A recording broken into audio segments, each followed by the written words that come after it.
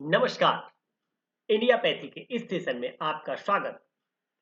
आज हम जल तत्व के पार्ट 5 के विषय में बातचीत करेंगे। पहले भी 4 अलग-अलग पार्ट्स में आपको इसके विषय में डिटेल में बताया गया है। उसी क्रम में कुछ चीजें जो छूट रही हैं उसको आगे हम क्रमशः करते हैं। तो ठंडे जल का बाहरी प्रभाव।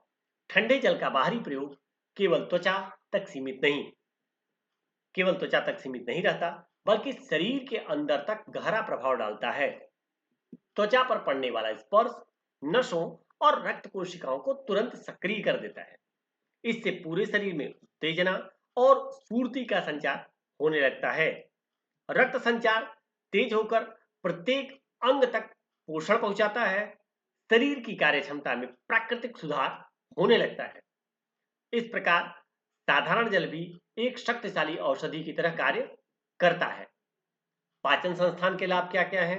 तो ठंडे जल के प्रयोग से पाक स्थली मजबूत और सुदृढ़ बनती है। आंतें अपना कार्य नियमित और सुचारू रूप से करने लगती हैं। अपच, कब्ज और गैस जैसी समस्याएं स्वतः कम हो जाती हैं। भोजन अच्छे से पचकर शरीर को पूरा पोषण देता है। भूख में वृद्धि होती है और पाचन शक्ति बढ़ती है। इस प्रकार की जल चिकित्सा प्राकृतिक पाचन टॉनिक का काम करती है। उत्सर्जन व हृदय में लाभ। तो गुर्दे और जिगर अपने अपने कार्य स्वाभाविक रूप से करने लग जाते हैं। शरीर के विषैले पदार्थ मूत्र और पसीने द्वारा बाहर निकलते हैं। हृदय अधिक शक्तिशाली बनकर रक्त का संचार अच्छे से करता है। रक्त शुद्ध होकर शरीर को नई ऊर्जा प्रदान करता है। अंगों की कमजोरी धीरे धीरे समाप्त हो जाती है। शरीर अंदर से स्वस्थ और संतुलित बनता है। मानसिक व शारीरिक शक्ति। ठंडे जल से मानसिक शक्तियां भी बलवती और जागृत होती हैं। मन में ताजगी, उत्साह और सकारात्मकता आती है। आलस्य, सुस्ती और तनाव दूर होने लगता है। शरीर का विजातीय द्रव्य धीरे धीरे छटकर बाहर निकल जाता है। जीवन शक्ति बढ़ने से रोग प्रतिरोधक क्षमता मजबूत होती है। व्यक्ति शारीरिक और मानसिक दोनों रूप से स्वस्थ महसूस करता है। जल की विशेष शक्तियां। जल के प्रयोग से रोग दूर होने का कारण इसकी प्रकृति उपचारात्मक शक्तियां हैं। तो जल के प्रयोग से जो भी रोग दूर होते हैं, कहीं न कहीं इसकी जो प्राकृतिक उपचारात्मक शक्ति है, यह इसकी बड़ी महत्वपूर्ण भूमिका होती है। जल में आरोग्य कारक गुण, रेमेडियल पावर स्वाभाविक रूप से विद्यमान रहते हैं। ये गुण शरीर की सफाई, स्फूर्ति और संतुलन को बनाए रखते हैं। जल बिना किसी दुष्प्रभाव के रोगों की जड़ पर कार्य करता है। इसलिए चिकित्सा क्षेत्र में जल को अत्यंत महत्वपूर्ण स्थान प्राप्त है। सब आगे जल के विशेषताएं और गुण जो है वो और भी है। क्या क्या? जैसे जल किसी वस्तु के संपर्क में आने पर अपनी गर्मी या ठंडक बड़ी शीघ्रता से दे सकता है और उसकी गर्मी ठंडक ले भी सकता है, अर्थात यह ऊष्मा का अच्छा सुचालक है। जल किसी भी अन्य वस्तु की अपेक्षा अधिक गर्मी या ठंडक रोके रख सकता है। इसके अलावा जल तरल होने के कारण चिकित्सा विधियों में आसानी से काम आ सकता है। जल अन्य तीनों अन्य चीजों को घुलाकर बाहर बाहर कर सकता है, जिसकी वजह से वह स्नान, एनिमा, ड्यूस इत्यादि के लिए प्रयोग किया जाता है। शरीर में ताप संबंधी 3 यंत्र हैं। पहले को उष्ण उत्पादक हार्ट प्रोडक्शन, दूसरे को उष्ण प्रसारक अर्थात हीट डिस्ट्रीब्यूशन और तीसरे को उष्ण वाहक अर्थात हीट एलिमिनेशन कहते हैं। इन्हीं के द्वारा शरीर में गर्मी का उत्पादन, प्रसारण और बहिष्करण होता है। जल इन तीनों को प्रभावित करता है। जल सर्वसुलभ साधन है।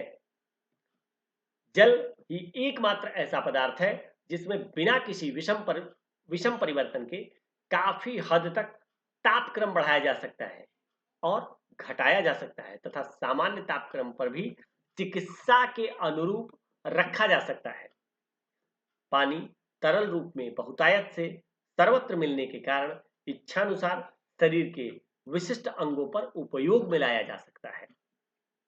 किसी भी अन्य पदार्थ जैसे कपड़ा, मिट्टी, रसायन इत्यादि में जल जल्दी घुल मिल जाता है, इसलिए इसका उपयोग बृहद स्तर पर एक स्थानीय माध्यम के रूप में किया जा सकता है। जल जल ही एक ऐसा पदार्थ है जिसमें शरीर के संपर्क में काफी देर तक रखा जा सकता है। जल चमड़ी पर जल का प्रभाव शीघ्र होकर क्रिया प्रतिक्रिया में काफी तेजी आ जाती है, जिससे शरीर में विजातीय द्रव्य और विषाक्त पदार्थ अति शीघ्र बाहर निकल जाते हैं। जल ही एक ऐसा पदार्थ है जिसे एक व्यक्ति 3 से 5 लीटर तक पी सकता है, जो कि आंतों की सफाई एवं समुचित रक्त परिवहन के लिए अत्यंत आवश्यक है। जल में आहार नली को साफ करने, धोने तथा अवशोषित होकर परिवहन तंत्र में नियमितता बनाए रखने के अद्भुत गुण हैं। पसीने के रूप में, पेशाब के रूप में, मासिक धर्म के रूप में, जुकाम के रूप में, कफ के रूप में शरीर से विषाक्त पदार्थों को बाहर निकालने का कार्य जल द्वारा ही संपादित होता है। विभिन्न मृद विरेचक एवं अन्य तत्वों में गर्भ पानी बड़ी आंत की सफाई करता है, धनात्मक विद्युत चुंबकीय शक्ति की वृद्धि करने एवं टॉक्सिन पदार्थ को बाहर निकालने का सुविधाजनक कार्य पानी द्वारा ही होता है। चूंकि हमारे शरीर का 2/3 भाग जल का ही है, इसलिए जल द्वारा उपचार करने पर हम अतिशीघ्र रोग मुक्त होते हैं और उसका प्रभाव भी हमारे शरीर पर हानिकारक नहीं होता। यह पानी त्वचा, फेफड़े, आंतें एवं गुर्दा द्वारा निकलता रहता है और यह विषाक्त पदार्थों को धोता है, इसलिए पानी पीना आवश्यक होता है। शरीर में विषाक्त पदार्थों का निर्माण होते रहता है। यह टॉक्सिन मैटर यदि शरीर से न निकल पाए तो शरीर अनेक व्याधियों से ग्रस्त हो जाता है। अतः इन विषाक्त पदार्थों को घुलाकर बाहर निकालने का कार्य पानी ही करता है। जल ऊतकों द्वारा नष्ट हुई तरलता को नियंत्रित रखने का कार्य जल द्वारा ही होता है।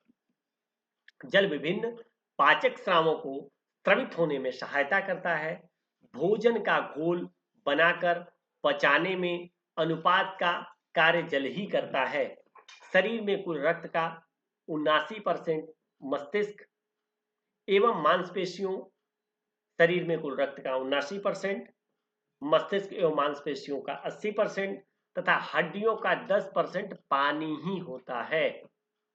जल हमारे शरीर में विलायक, सॉल्वेंट तथा तनुकारक डाइल्यूट द्रव्य के रूप में पाया जाता है। इसी तरह की इंफॉर्मेशन के लिए आप हमारे चैनल को सब्सक्राइब कर सकते हैं, लाइक कर सकते हैं और जो भी लोग गंभीर रूप से बीमार हैं, प्राकृतिक चिकित्सा में के शरण में आकर के गंभीर से गंभीर बीमारियों को दूर कर स्वास्थ्य का लाभ ले सकते हैं। धन्यवाद। आपका दिन शुभ।